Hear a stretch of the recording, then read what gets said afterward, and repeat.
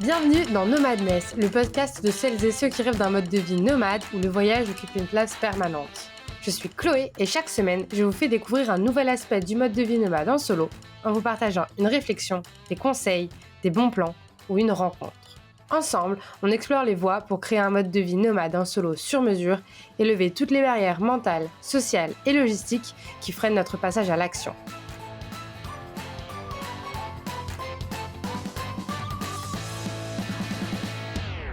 Aujourd'hui, j'ai fait un épisode pour parler du salariat et pour expliquer pourquoi ça peut être hyper bénéf pour se lancer dans le nomadisme.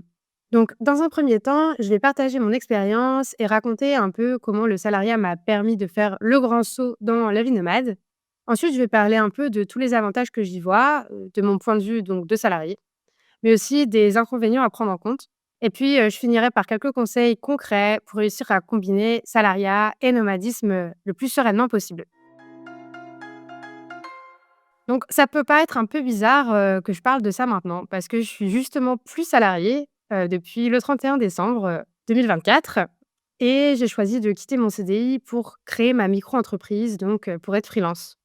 Mais je voulais quand même parler du salariat aujourd'hui parce que c'est en tant que salariée que j'étais nomade, entre le printemps 2023 et fin 2024.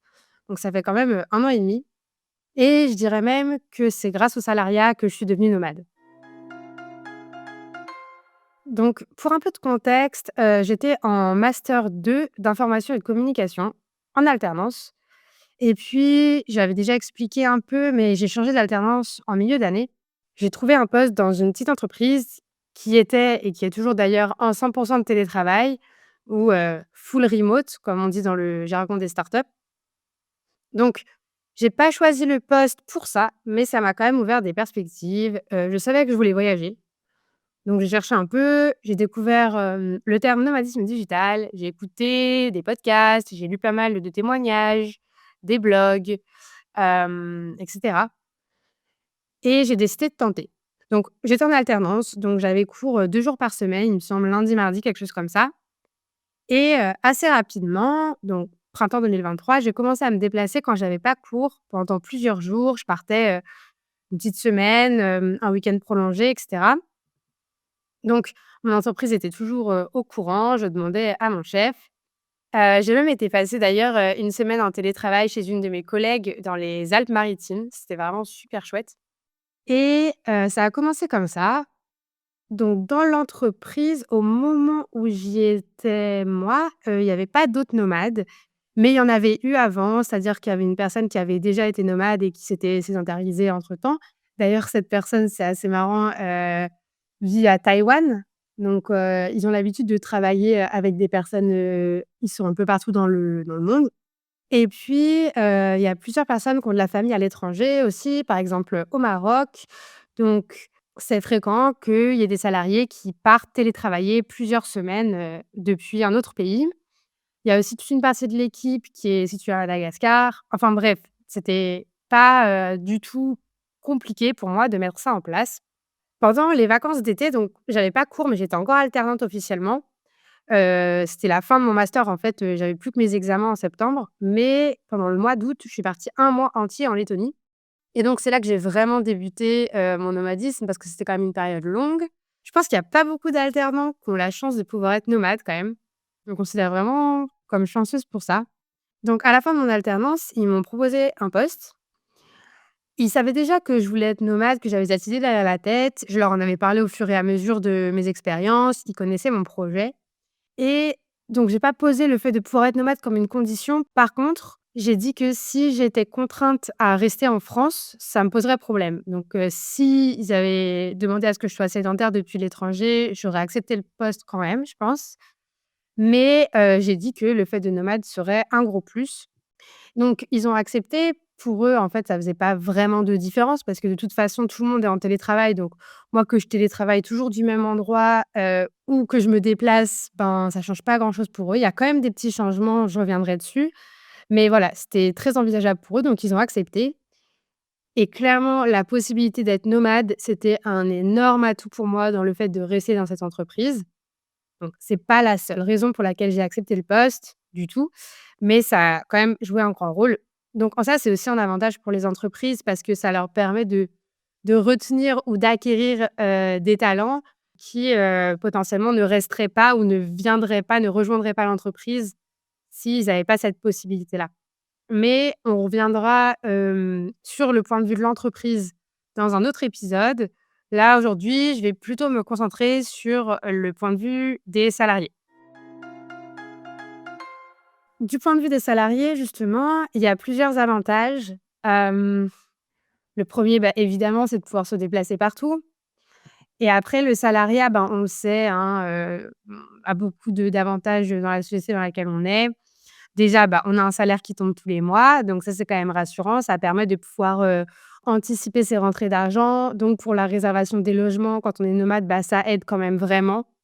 Moi, ça m'arrivait très fréquemment de réserver 6 mois d'avance, mes logements, donc de sortir, du coup, une grosse somme d'argent. Je savais que j'aurais pas de soucis, parce que j'aurais un salaire qui tomberait tous les mois, pendant cette temporalité-là. Quand on est en CDI, on peut aussi emprunter à la banque beaucoup plus facilement. Il y a parfois d'autres, avantages en fonction des entreprises, comme, le fait d'avoir une mutuelle, des tickets restaurants ou d'autres avantages, ça va dépendre. Il y a aussi une vraie séparation de la vie pro et de la vie perso qu'on n'a pas forcément quand on est, auto-entrepreneur et il y a aussi une, prime remote, donc une prime, télétravail, qui a un petit montant, chaque mois ou chaque année. Après ça, c'est à relativiser parce que généralement, quand on est en full télétravail, les salaires sont quand même un peu, moins élevés. Donc selon, une étude que j'ai trouvée, ce serait en moyenne moins 2% par rapport à l'équivalent à Paris. Donc, c'est pas énorme, mais sachant qu'on parle de Paris, c'est quand même, à prendre en compte. Donc voilà pour les avantages qui sont un peu, évidents. Maintenant, je voudrais parler des inconvénients parce qu'il y en a aussi quand même. Donc, le premier, c'est que quand on est salarié, on a parfois des conditions géographiques à respecter qui peuvent restreindre un peu, notre nomadisme. Donc pour certaines entreprises, c'est, au sein d'un seul pays. Par exemple, on peut télétravailler de partout en France, mais on doit rester en France. Ça peut être aussi dans plusieurs pays, les pays où l'entreprise est présente. Ça se passe assez souvent. Il peut y avoir des contraintes de fuseau horaire, de sécurité évidemment aussi, enfin voilà, ça va dépendre. Moi, dans mon cas, j'étais limitée à l'Union européenne. Bon, après moi, j'avais de toute façon pas la volonté de sortir de l'Europe et puis j'avais une entreprise qui était quand même assez cool dans le sens où si j'avais demandé à aller dans un pays en Europe, mais qui était pas dans l'Union européenne, pour quelque temps, ben, en parlant avec eux, ils auraient certainement accepté. Enfin, l'occasion s'est pas présentée donc mais il y a comme j'ai dit, il y a des salariés qui avaient de la famille au Maroc, qui allaient y travailler, donc voilà, c'était pas quelque chose d'infaisable, mais c'est vrai que dans mon contrat, en tout cas, c'était, précisé, Union européenne. Un autre inconvénient qui se passe souvent, donc je l'ai un peu évoqué, c'est les fuseaux horaires. Donc soit on peut tout simplement pas aller dans certains pays à cause du fuseau horaire. Par exemple, moi, ben, comme j'ai dit, on avait quelqu'un qui travaillait depuis Taïwan, une partie de l'équipe en Europe, certains à Madagascar, mais donc ça aurait été très compliqué pour moi d'aller, du côté de l'Amérique. Parce que là, le fuseau horaire est complètement inversé par rapport à Taïwan. Donc en fonction bon, en l'occurrence, moi, je travaillais pas beaucoup avec cette personne-là, mais ça peut poser des soucis, ça peut limiter. Parfois, il faut aussi s'adapter au rythme. Donc, parfois, on peut tout simplement partir ailleurs, mais il faut falloir travailler, bah, de nuit, se lever très tôt, se coucher très tard, en fonction. Si c'est pas possible de travailler en asynchrone, donc c'est-à-dire travailler en asynchrone, c'est quand, tout le monde ne travaille pas sur le même, fuseau horaire. Donc, il faut parfois juste se libérer pour des mythes, auquel cas, bah, c'est quand même, plus faisable et parfois, bah, on est vraiment astreint à des horaires de travail fixes, auquel cas, bah, ça peut être très compliqué si on a 8 ou 9 heures de décalage, voilà, ça dépend, pareil de chaque entreprise. Dans la liste des contraintes, j'ai ajouté le fait de se déplacer, les week-ends où les billets sont parfois donc plus chers et on visite aussi souvent, bah, le week-end, donc il y a plus de monde, plus de circulation, et cetera. Donc bien sûr, on peut poser des congés, mais les congés, c'est aussi limité. D'ailleurs, à propos des congés, dans certaines entreprises, il y a des périodes qui sont imposées pour prendre des congés, par exemple, l'été. On peut avoir envie, de prendre des congés plutôt sur des périodes où il y aurait moins, d'affluence touristique. Les entreprises laissent pas toujours la possibilité de le faire.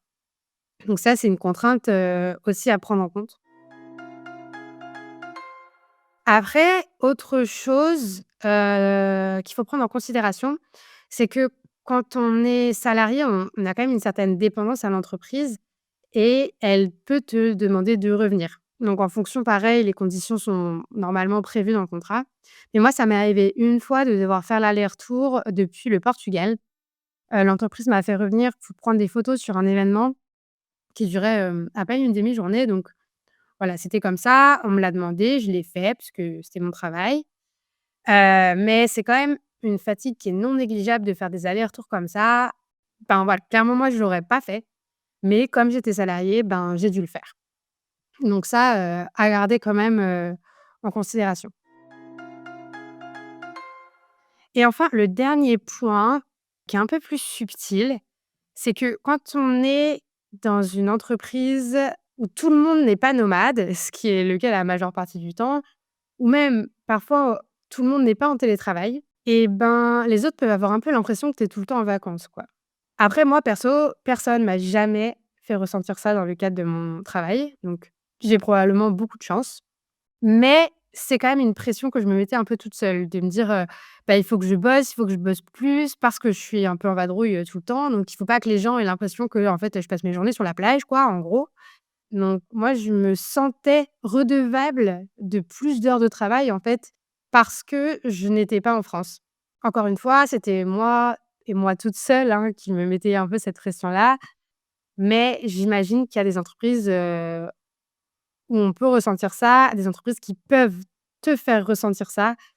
Voilà, donc je conseille aussi de garder une forme de privacité, sur les réseaux sociaux notamment, si on est dans ce cadre-là, bien évidemment, même si, pour moi, c'est pas du tout l'idéal.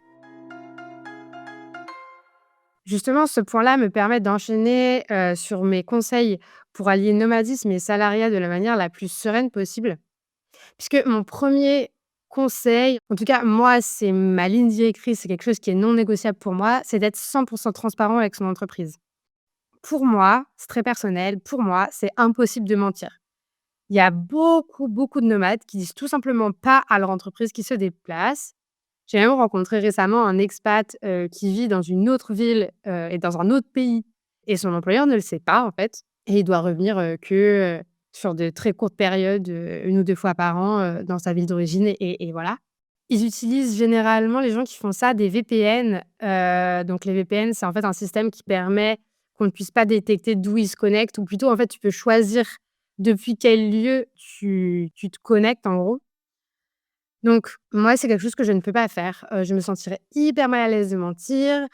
S'il y a quelque chose qui arrive, qu'on me demande de revenir, ben, le fait de pas pouvoir être là, en moins de X temps, bah, comment je vais le justifier?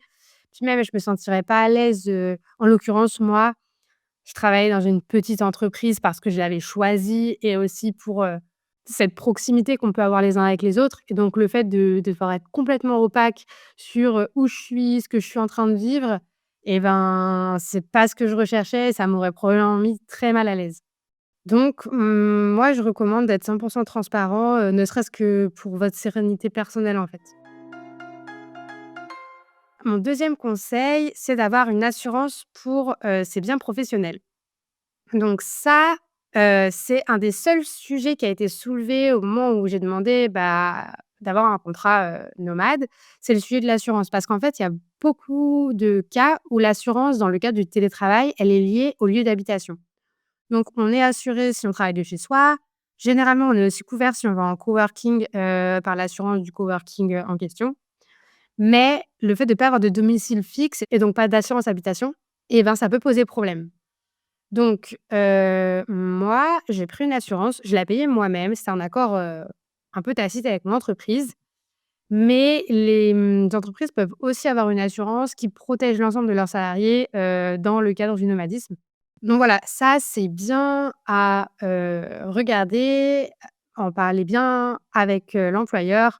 Je conseille de ne pas laisser de zone grise, sur ça parce que tout va bien jusqu'au jour où, ben, on renverse son café sur son ordinateur ou il y a un dysfonctionnement X ou Y et il faut savoir comment procéder dans ce cas-là. Moi, ça m'est arrivé, j'en parle dans mon épisode, sur les galères de voyage. Vous pouvez aller l'écouter si vous êtes un peu curieux.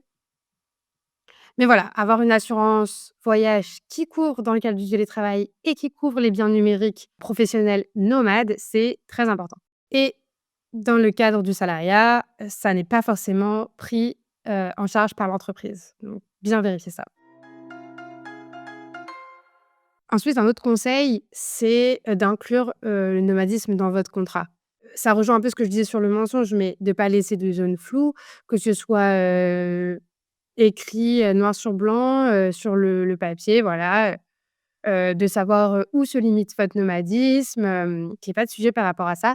De bien définir les modalités de déplacement aussi. Si l'entreprise, vous demande de vous déplacer, ben, combien de temps elle doit vous prévenir à l'avance? Dans quel cadre géographique est-ce que ça peut être? Comment sont financés les voyages? Donc ça, normalement, si c'est l'entreprise qui vous demande de revenir et ben, c'est elle qui va, prendre en charge tous les frais. Mais voilà, c'est toujours mieux, de le mettre par écrit noir sur blanc, ça évite les zones de flou et généralement, c'est ces zones grises-là qui peuvent mener à des petites tensions quand il y a, un problème. C'est ces incertitudes-là, qu'on veut éviter à tout prix. Donc voilà, pour conclure, je dirais que comme dans toute relation professionnelle notamment, mais pas que, une des choses les plus importantes, c'est d'instaurer, un climat de confiance. Et ça s'instaure dans les 2 sens, du salarié vers l'entreprise, mais aussi de l'entreprise vers le salarié.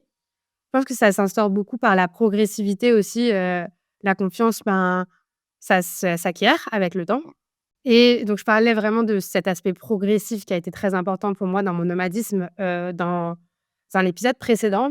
Mais dans le cadre du salariat, c'est important aussi. Donc moi, j'ai commencé par télétravailler, ben, depuis Paris, puis partir quelques jours, puis un mois en entier. Moi, en l'occurrence, c'était en Lettonie. C'était au mois d'août et donc ça a demandé quand même beaucoup d'autodiscipline pour réussir à continuer à travailler, à garder mon rythme alors qu'il y avait presque personne. Donc j'aurais pu, pas trop bosser, quoi. Mais je pense que c'était vraiment important de montrer que j'avais cette autodiscipline-là, que je continuais à rester organisée et ça a contribué, à mon avis, à montrer à mon entreprise que j'étais capable, de gérer cette distance-là, en fait et cette autonomie qui m'était donnée.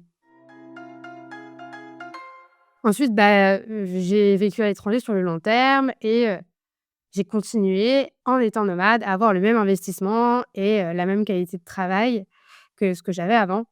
Je dirais même que le fait d'être nomade, ça peut être un atout parce que, votre entreprise va gagner en confiance sur, le fait que vous soyez capable de gérer plusieurs projets en même temps dans plusieurs domaines différents.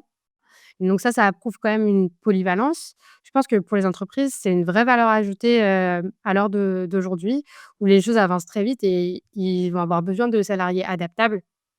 Et puis dans mon cas particulier, ben, quand j'ai décidé de quitter l'entreprise pour me lancer en freelance, ils ont tout de suite demandé de continuer à travailler avec moi. Et d'ailleurs, c'est drôle parce qu'un des fondateurs de l'entreprise m'a dit lui-même que s'il avait aucun doute sur le fait que ça se passerait bien avec moi en freelance, c'est aussi parce que ça se passait bien avec moi, dans ce cadre, de télétravail et de nomadisme. Donc un autre point, c'est que faut pas se voiler la face, le télétravail est quand même en recul en France. Il y a beaucoup d'entreprises qui demandent de revenir en bureau. On a vraiment, je pense, cette culture un peu, du contrôle, qui est pas vraiment très saine d'ailleurs, à mon sens. Mais c'est pas toujours évident de dénicher un job en full remote. Mais attention, c'est pas forcément nécessaire de quitter son job pour être nomade. Je pense que ça dépend de votre job déjà, parce que si vous êtes chirurgien, c'est sûr que c'est plus compliqué que si vous êtes développeur. Quoique maintenant, même les chirurgiens, ils opèrent à distance. Donc il y a toujours moyen, d'être inventif et créatif. Mais voilà, si vous avez un job, en ligne, parlez de votre projet à votre entreprise et puis si vous êtes, d'une grande valeur ajoutée pour eux, ben, eux, ils auront tout intérêt à vous permettre de réaliser vos projets, plutôt que de prendre le risque que vous partiez, auquel cas, ben, eux, ils doivent retrouver quelqu'un, former quelqu'un, donc c'est une perte de temps et d'argent pour eux et puis, ben, ils seront jamais, certains de la qualité du travail de la personne qui vous remplacera donc voilà, ça peut être vraiment une solution, gagnant-gagnant. Et enfin, je vais terminer sur un dernier petit warning qui est le suivant. Je pense qu'il ne faut pas accepter un job en full remote parce qu'il est en full remote. OK, ça peut vous permettre d'être nomade, c'est très cool, mais un job, c'est quand même au moins 35 heures par semaine en général. Bon, souvent, c'est quand même plus. Et un job qui est en 100 de télétravail, mais qui est malsain, ça vaut vraiment pas la peine. Parce que le full remote, ça a aussi des inconvénients. Ça peut rendre l'équilibre pro, perso plus difficile, parce que c'est compliqué de déconnecter. On peut avoir aussi un phénomène de micromanagement qui se met en place, de dire: «Ah, tu as fait quoi, quand exactement?» Pour être sûr qu'en fait les gens travaillent vraiment. On peut aussi avoir, un phénomène de démultiplication des réunions juste pour être ensemble et juste pour, être là quoi, plus que pour vraiment faire avancer, les différents projets. Donc bref, certaines entreprises ont un environnement qui est malsain, je pense notamment en France et ça peut mettre en péril votre équilibre psychologique. Donc vraiment, vraiment, ça vaut pas le coup de sacrifier ça pour devenir digital nomade. Il y a d'autres moyens, il y en a beaucoup d'autres. C'est aussi le but de No Madness, de les faire découvrir et de les partager. Et d'ailleurs, je pensais justement faire un épisode sur les moyens de trouver un job en full remote, les différentes plateformes qui existent et comment arriver à décrocher, les jobs, que vous verrez passer. Donc si c'est un sujet qui vous intéresse et ben, n'hésitez pas à m'écrire en commentaire. Voilà, c'est la fin de l'épisode du jour. Si ça vous a plu, alors vous pouvez donner 5 étoiles au podcast et vous abonner pour ne manquer aucun épisode. Si vous voulez suivre mes aventures nomades, ça se passe sur mon compte Instagram by Chloé V. Vous pouvez aussi me poser vos questions, me faire vos retours ou partager vos idées. N'hésitez pas à me contacter, je serai ravie de vous répondre et d'échanger avec vous. Allez, à très vite!